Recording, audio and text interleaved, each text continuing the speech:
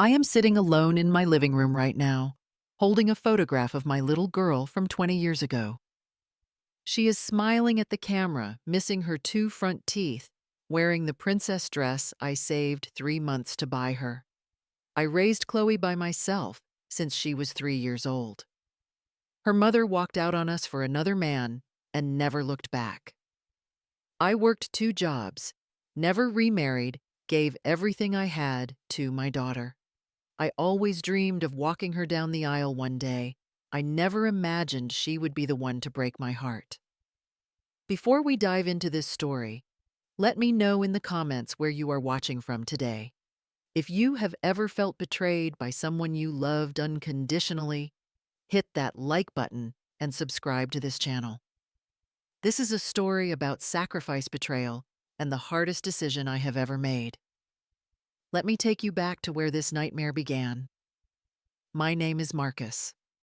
I am 54 years old, and I live in a small house in the suburbs of Columbus, Ohio. It is not much, just a 3-bedroom place with a decent backyard, but it is the home where I raised my daughter all by myself. Chloe's mother, Diana, left us when Chloe was just 3 years old. I came home from work one evening to find a note on the kitchen table and half the closet empty. Diana had met someone at her office, a man with a bigger house and a fatter wallet. She did not even say goodbye to our daughter, just packed her bags and vanished from our lives like we never mattered at all. I remember holding Chloe that night as she cried for her mommy. I promised her right then and there that I would never leave her. I would be both mother and father to her. I would give her everything she needed, no matter what it cost me. And I kept that promise. For 25 years, I kept that promise. I worked as an electrician during the day, sometimes putting in 10 or 12-hour shifts. Then I would come home, make dinner for Chloe, help her with homework, and read her bedtime stories. When she was asleep, I would go out and drive for Uber until midnight to make extra money. Weekends were for Chloe. We would go to the park, watch movies together, bake cookies that always turned out a little burnt, but she never complained. I taught myself how to braid her hair by watching videos online. I learned to sew so I could fix her clothes and make her Halloween costumes. When she wanted to be Cinderella, I spent 2 weeks hand sewing that blue dress. When she got her first period at 12, I was the one who drove to the pharmacy at 2 in the morning, red-faced and confused, asking the pharmacist which products to buy. I never missed a single parent-teacher conference. I was there for every school play, every soccer game, every graduation ceremony. Some of the other parents used to look at me funny, the single dad always showing up alone. But I did not care what they thought. Chloe was my whole world. I had chances to date over the years. A few women showed interest, but I always said no. I told myself that Chloe needed my full attention, that bringing someone new into our lives might complicate things. Looking back now, maybe I was just scared of being abandoned again. Either way, I chose my daughter over everything else. And you know what? Watching her grow up made every sacrifice worth it. Chloe was a bright kid. She worked hard in school, got good grades, and earned a scholarship to Ohio State University. I still remember the day she got that acceptance letter. We both cried in the kitchen, holding each other, and I told her how proud I was of everything she had become. She graduated with a degree in accounting 4 years later. I sat in the audience that day, tears streaming down my face, thinking about all those late nights driving strangers around the city so I could pay for her books and her dorm room. Throughout all those years, we were close, really close. Every Sunday, Chloe would come over and we would watch football together, just like when she was a kid. We had this tradition of making chili during the games, my mother's old recipe. Chloe would stir the pot while I chopped the onions, and we would talk about everything, her job, her friends, her dreams. She used to tell her coworkers that I was the best dad in the world. She posted about me on social media every Father's Day, writing long paragraphs about how I had sacrificed everything for her. She said she hoped to find a man half as good as me someday. For 15 years, I had been putting money aside into a separate savings account, a little bit from every paycheck, every bonus, every tax refund. It was Chloe's wedding fund. By the time she was 27, I had saved $85,000. I wanted her to have the wedding of her dreams, the fairy tale she deserved after growing up without a mother. I used to imagine that day all the time, walking my baby girl down the aisle, seeing her smile at the man who would take care of her for the rest of her life. Maybe I would cry. Probably I would cry, but they would be happy tears, the proudest moment of my life. Then Chloe met Derek. She had been working at a large accounting firm downtown for about 3 years when Derek joined as a senior manager. He was 32, confident, and came from money. Old money, the kind that lives in big houses in Upper Arlington and belongs to country clubs. Chloe mentioned him casually at first. "Just a co-worker," she said. Then they started having lunch together, then dinner. Then she was spending weekends at his apartment. I met Derek for the first time about 4 months into their relationship. He came to my house for Sunday dinner, and I tried my best to make a good impression. I cleaned the house top to bottom, made my best pot roast, even bought a bottle of wine, even though I do not drink much. Derek was polite enough, but something about him felt off to me. He had this way of looking around my house like he was appraising it, like he was calculating its value and finding it lacking. When I showed him the backyard where Chloe and I used to have our summer barbecues, he just nodded and said it was nice. No warmth in his voice at all, but Chloe was happy. She was glowing whenever she talked about him. And that was what mattered to me. I told myself I was just being an overprotective father, that Derek was probably a good guy, underneath that polished exterior. 2 years later, Derek proposed. He did it at some fancy restaurant downtown, got down on one knee with a ring that probably cost more than my car. Chloe said yes, of course. She called me that night crying with happiness. Her voice was shaking as she told me the news. "Dad, I am getting married. I am so excited. I cannot wait for you to walk me down the aisle. It is going to be the happiest day of my life." I felt my eyes watering as I listened to her. My little girl, the one I had raised all by myself, was going to be a bride. "I have been saving for this day your whole life, sweetheart," I told her. "Whatever kind of wedding you want, I will make it happen. This is my gift to you." Chloe started crying even harder. She said I was the best father anyone could ask for. She said she loved me more than anything. I believed her. I believed every word. The first time I met Derek's parents, I knew something was wrong. It was about 3 weeks after the engagement, and Chloe arranged a dinner for both families to meet. Derek chose the restaurant, a place called the Capitol Grill, that I had never heard of. When I looked it up online, I saw that the average entree cost $60. I put on my best suit, the one I bought for Chloe's college graduation, and drove downtown. The restaurant was all dark wood and white tablecloths, waiters in vests gliding around silently. I felt out of place the moment I walked in. Derek's parents were already seated when I arrived. Theodore was a tall man with silver hair and a firm handshake. His wife Margaret had blonde hair styled perfectly and jewelry that sparkled under the chandelier. They looked like they had stepped out of a magazine. "So you are Chloe's father," Margaret said as I sat down. Her eyes traveled over my suit, my shoes, my watch. "Derek tells us you are an electrician."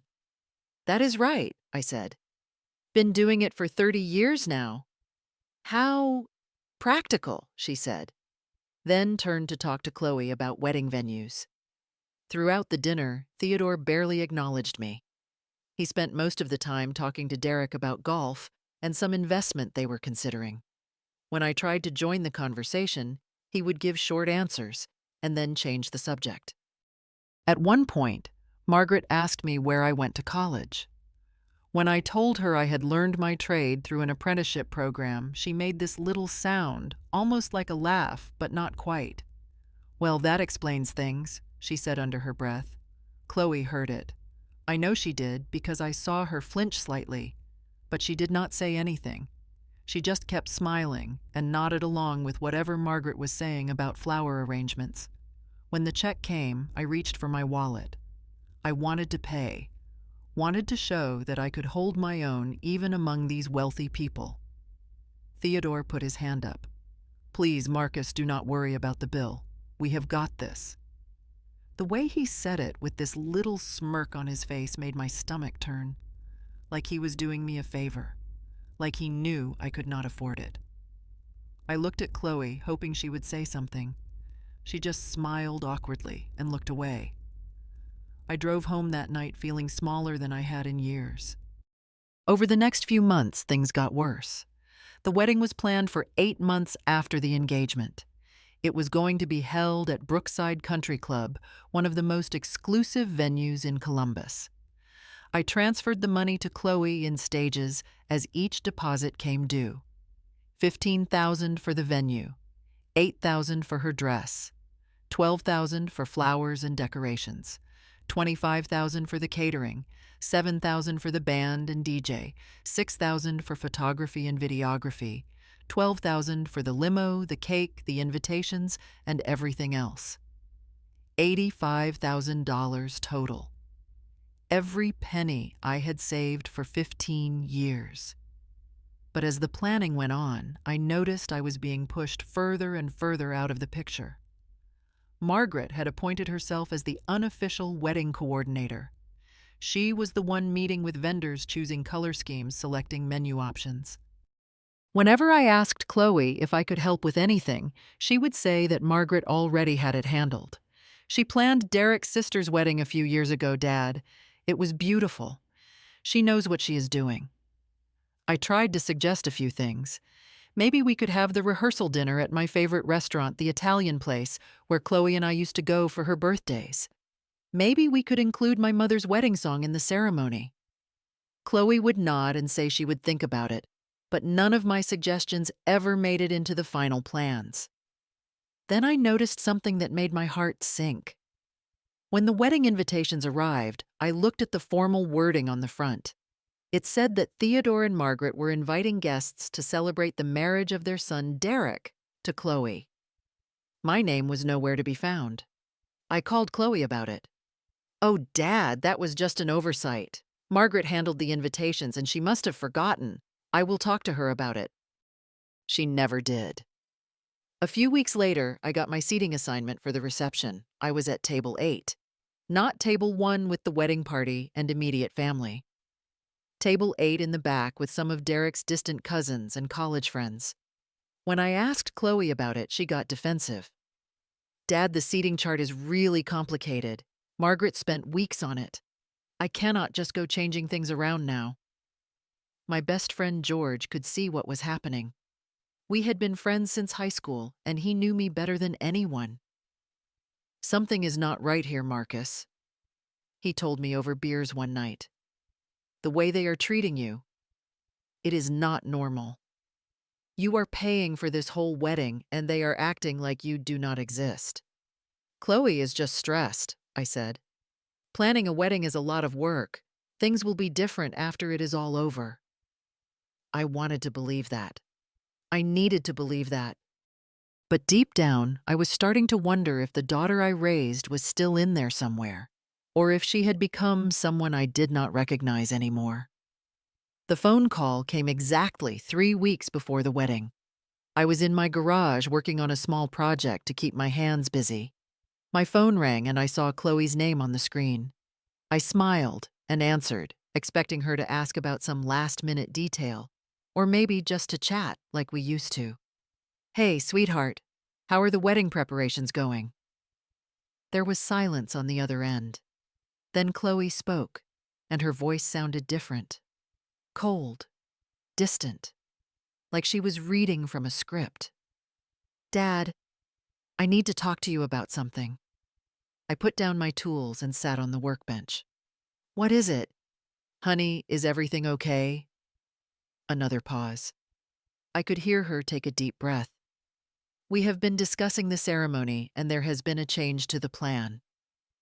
My heart started beating faster. Something in her tone told me this was not going to be good. What kind of change?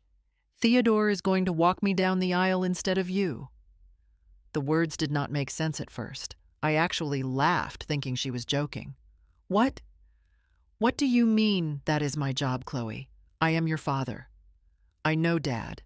But Margaret thinks, we all think, it would be better this way. For the photos for the guests. Theodore is more... She trailed off, but I knew what she was going to say. More what Chloe, more presentable, more acceptable to your new fancy family. Dad, please do not make this harder than it has to be. It is just one day. You can still come to the wedding. You will still be there. As what a guest. I am not a guest at my own daughter's wedding, Chloe. I am your father, the man who raised you, the man who sacrificed everything so you could have a good life. There was shuffling on the other end of the line. I heard a woman's voice in the background, Margaret's voice saying something I could not make out. Dad, I need you to understand. Margaret said it would be awkward to have a blue-collar worker in the spotlight at the kind of wedding we are having. The guests, Derek's business partners, they might... I could not believe what I was hearing. My hands were shaking. Let me get this straight. You are ashamed of me. After everything I have done for you, after 25 years of giving you everything I had, you are ashamed of what I do for a living. That is not what I said. That is exactly what you said, Chloe. You just used nicer words. She was quiet for a long moment. When she spoke again, her voice was hard. Dad, I love you, but this wedding is about my future, not your feelings. I need you to respect that. The line went dead. She had hung up on me. I sat in my garage for 2 hours, not moving, not thinking, just staring at the wall. 3 days later, I drove to Chloe's apartment. I needed to see her face to face, needed to understand how we had gotten to this point. Derek answered the door. He was wearing a golf shirt and khakis, and he looked annoyed to see me. Marcus, we were not expecting you. I need to talk to my daughter. She is busy right now. Maybe you could call first next time. I am not leaving until I see her. He stared at me for a moment, then stepped aside with a sigh. I waited in their living room for almost 2 hours. Finally, Chloe came downstairs. She was wearing expensive clothes, her hair perfectly styled, and she looked at me like I was a stranger. Dad, what are you doing here? I came to talk, really talk, about what is happening to us. She sat down across from me, crossing her arms. There is nothing to talk about. I already explained everything. No, you gave me excuses. I want the truth, Chloe. I deserve that much. She was quiet for a moment. Then something shifted in her face. The mask dropped and I saw something underneath that I did not recognize. Contempt. You want the truth? Fine. Here is the truth. I love you, Dad. I do. But I have worked my whole life to get to where I am now. I have a good job, a successful fiancé, a chance at a life that is bigger than that little house you raised me in. And I am not going to let anything hold me back. Not even you. Hold you back? I am your father. You are an electrician, Dad. You work with your hands. You never went to college. Your house has not been remodeled since the 90s. Do you have any idea what that looks like to Derek's family? To the people who will be at our wedding? I felt like she had punched me in the chest. I worked with my hands so you could go to college. I lived in that same house so I could save money for your future. Everything I did was for you. And I am grateful. I really am. But gratitude does not change reality. Margaret and Theodore have opened my eyes. I deserve more than what you can give me. I deserve a future without limitations. Derek appeared in the doorway behind her, arms crossed, nodding along, like she was reciting something they had rehearsed. So that is it, I said slowly. I am not good enough to be seen with at your wedding. I am not good enough to be your father in public. Chloe did not deny it. She just looked at me with those cold eyes. This wedding is about my future dad, not your feelings. I drove home that night with tears blurring my vision. 25 years of sacrifice, of love, of putting her first in everything. And this was how it ended. I sat in my dark living room all night looking at photo albums from Chloe's childhood. Her first steps. Her first day of school. Her graduation. Her smiling face in picture after picture. Where had my daughter gone? When did she become this person who valued appearances over love? The next morning I called George. I need your advice, I said. He came over immediately. I told him everything, about the phone call, about the confrontation, about the things Chloe had said to me. George was furious. He paced around my kitchen, shaking his head. I cannot believe she said those things, after everything you did for her. What do I do, George? Do I just accept this? Do I go to the wedding and sit in the back like a nobody while some other man walks my daughter down the aisle? George stopped pacing. He looked at me. What options do you have? And that was when it hit me. All those contracts with vendors, the venue, the caterer, the florist, the photographer, every single one of them was in my name because I was the one paying for everything. I had the receipts, the confirmations, the account numbers. I had paid for this wedding, every last penny. And that meant I could unpay for it too. I spent 3 days thinking it over. I barely slept. Part of me felt like what I was considering was wrong, that a good father would never do something like this. But another part of me, the part that had been pushed aside and dismissed and made to feel ashamed, that part was tired of being treated like dirt. If my daughter did not want me to be her father at her wedding, then there would be no wedding at all. I started making phone calls on a Tuesday morning, exactly 14 days before the wedding. First, I called Brookside Country Club.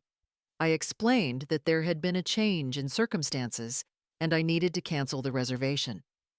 The event coordinator was surprised but professional. She processed the cancellation, kept the $5,000 deposit as per the contract, and refunded the remaining $10,000 to my account. Next, I called the florist, then the caterer, then the band, then the photographer. One by one, I canceled every single vendor that I had booked and paid for. Some of them tried to talk me out of it. The caterer asked if I was sure, said it was very late to be making changes. I told her I was sure. The photographer offered to reschedule for a different date. I told him that would not be necessary. I kept everything quiet. I did not tell Chloe. I did not tell Derek or his parents. I just systematically dismantled the entire wedding piece by piece while they went about their lives thinking everything was on track. George was the only one who knew. He came over one evening while I was on the phone with the DJ company. "Are you really doing this?" he asked after I hung up. "They treated me like I was nothing," I said. "Like all those years of sacrifice meant nothing.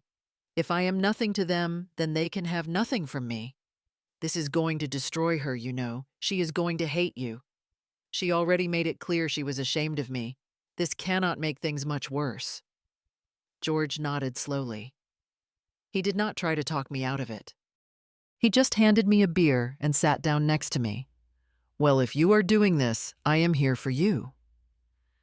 The wedding day arrived on a Saturday in September. I did not go. I stayed home with George, sitting on my back porch, drinking beer and waiting. My phone was on the table in front of us.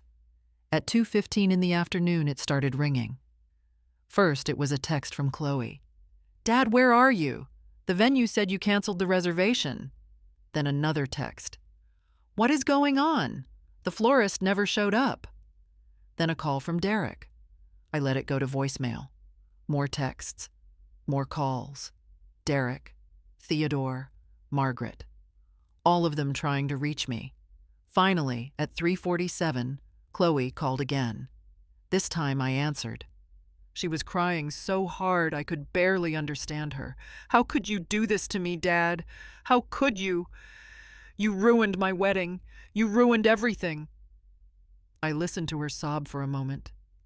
Then I spoke, keeping my voice calm and steady. "No, Chloe. You ruined it yourself.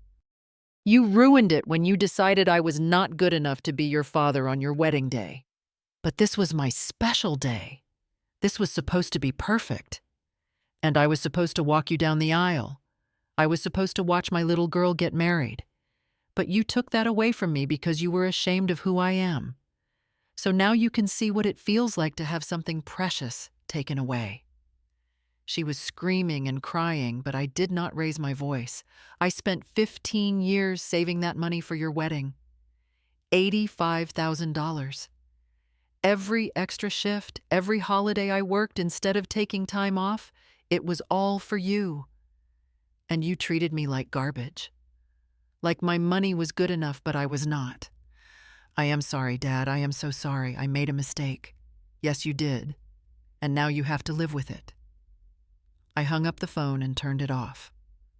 From what I heard later, the day was a complete disaster. Guests arrived at the country club to find the event had been canceled. There was no food, no flowers, no music, no photographer. Theodore and Margaret scrambled to save the situation, but there was nothing they could do on such short notice. They ended up having a small ceremony in the backyard of Derek's parents' house with just immediate family. No fancy reception, no beautiful venue, no dream wedding. Just a handful of people standing on a lawn watching a bride in an $8,000 dress get married without any of the trimmings. The fallout was significant. Word spread quickly through their social circle about what had happened. People talked. They gossiped about how Chloe had treated her father, about how she had been ashamed of the man who raised her. The perfect image she had tried so hard to create was shattered. I heard that Derek started treating her differently after that. Maybe he realized that a woman who could turn on her own father so easily might turn on him too someday. Their marriage started on shaky ground, and from what little I know, it has not gotten any steadier. The first few weeks after the wedding were hard. Even though I knew I had done the right thing, even though they had treated me terribly, I still felt the loss. I had lost my daughter, the little girl I had raised, the person I loved more than anyone in the world. I could not sleep. I would lie awake at night wondering if I had been too harsh. She was still my child, no matter what she had done. Had I gone too far? George and my other friends kept me grounded. They reminded me that I deserved respect. They reminded me that being a good parent does not mean accepting abuse. They reminded me that sometimes the most loving thing you can do is let someone face the consequences of their actions. Slowly, I started to rebuild my life. I went back to fishing on weekends, something I had not done much since Chloe got busy with her career. I joined a volunteer group that helps single fathers navigate parenthood. I started going to church again, something I had drifted away from over the years. I found peace in small things. A good cup of coffee in the morning, a sunset over the lake, a phone call from an old friend. 6 months after the wedding, my phone rang. It was Chloe. I almost did not answer. But something made me pick up. "Dad, it is me." Her voice was different now, smaller, tired. Not the cold, confident woman who had dismissed me from her wedding. "Hello, Chloe. Can we talk? Please, I know I do not deserve it, but I need to see you." I agreed to meet her at a coffee shop near my house. When she walked in, I barely recognized her. She looked exhausted, like she had not slept well in months. She sat down across from me and immediately started crying. I am so sorry, Dad, for everything. You were right about all of it. She told me that her marriage was struggling. Derek was distant, and Margaret still controlled every aspect of their lives. She had realized too late that she had traded genuine love for the illusion of status. I was so stupid, she said. I let them convince me that you were not good enough, but you were always good enough. You were always the best father I could have asked for, and I threw that away because I wanted to impress people who never really cared about me. I listened to her. I did not interrupt. When she was done, I took a deep breath. I forgive you, Chloe. Not because what you did was okay, but because holding on to anger will only poison my life. But forgiveness does not mean things go back to the way they were. You broke my trust, and that takes time to rebuild. She nodded, tears streaming down her face. I understand. I do not want to lose you forever. You have not lost me, but we need to start over. Slowly. No more pretending, no more caring about what other people think. Just honesty between us. She reached across the table and took my hand. Her grip was the same as when she was a little girl, holding on to me like I was her whole world. Maybe someday we will get back to where we were. Maybe we will not. I cannot predict the future. But I learned something important through all of this. Loving someone does not mean letting them walk all over you. Respecting yourself is not selfish. And sometimes the hardest decisions are the ones that teach us who we really are. I do not know if Chloe and I will ever have the same relationship again. But I know one thing for sure. I finally learned to love myself enough to say no. And that has made all the difference.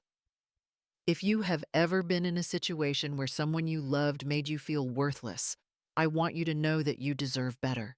You deserve respect. You deserve to be treated with dignity. And it is okay to walk away from people who cannot give you that, even if those people are family. What would you have done in my situation? Would you have canceled the wedding or just accepted the way they treated you? Let me know your thoughts in the comments below.